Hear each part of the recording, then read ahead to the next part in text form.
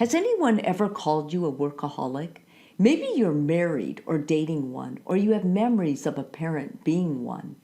It's a term many throw around casually, even jokingly. Usually we use it to describe someone who just can't seem to stop working. Sometimes we even praise workaholics since hard work is valued in our culture and we live in a climate where how much you make matters. However, workaholism is actually a costly behavior trait. While it's not considered a mental disorder in the field of psychology, the workaholic has a psychological addiction to work. And like any addiction, it can damage relationships and your health. A workaholic is not someone who has long hours or works multiple jobs. It's someone who behaves like an addict when they aren't working. They are restless, irritable, or even depressed. So how does this addiction get started? There are many reasons someone may develop a work addiction. Here's 4 common ones. They may be having trouble at home and use work as an avoidance. For example, a struggling marriage may make them feel unappreciated or incompetent. Therefore, they use work to avoid these feelings and recover their self-worth. The workaholic may have an unreasonable desire for power. Overseeing and dominating employees may give an inflated feeling of importance and value.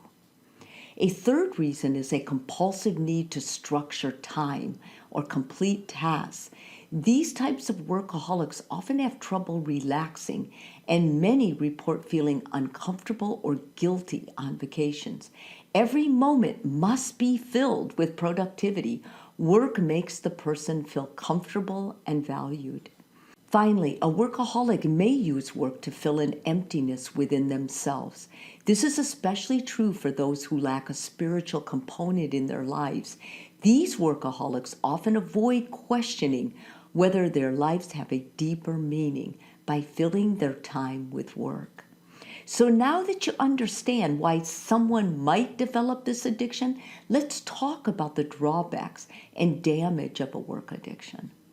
The most obvious one is that any addiction is dangerous when you obtain the majority of your emotional gratification from it. If a workaholic loses their job or becomes severely injured, recovery will be extremely challenging and they're more prone to depression.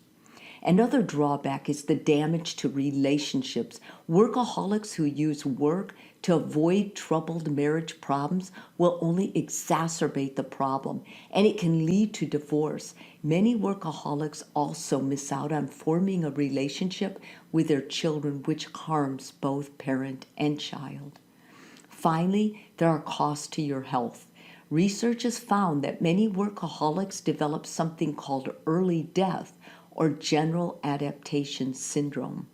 This is a syndrome created by consistent levels of high stress.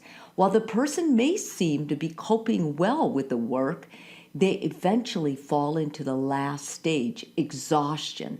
In this stage, the person exhibits severe health conditions such as ulcers, infections, cancer, or heart disease, and extreme fatigue, which can cause early death. If you think you might be addicted to work, how do you recover? First of all, you need to realize that you need to slow down. A constant obsession for achievement is bad for your health. Do whatever you need to do to stop the glorification of busyness. I personally recommend exercising to get rid of the nervous energy, also meditation and reflection. Reflect on your need to work. Do you have an unhealthy desire for power? Do you feel inadequate in your personal life? Do you feel unworthy unless you work? A therapist can help you sort through these feelings. Another recommendation is to limit projects and commitments. Learn how to say no when you're too busy. Are you taking on extra tasks to please others? Check out my video on breaking the cycle of people-pleasing. Finally, learn how to enjoy passive experiences. Many workaholics only find joy when they're doing something. like organizing a closet or writing a book or working in the garden. Instead, I encourage you to enjoy something you don't actively contribute to. Enjoy a sunset, listen to soothing music, watch your child play, or pet your cat. Take time to appreciate the beautiful world you live in. Your work will still be there when you're done, I promise. Remember, change your reaction, change your world.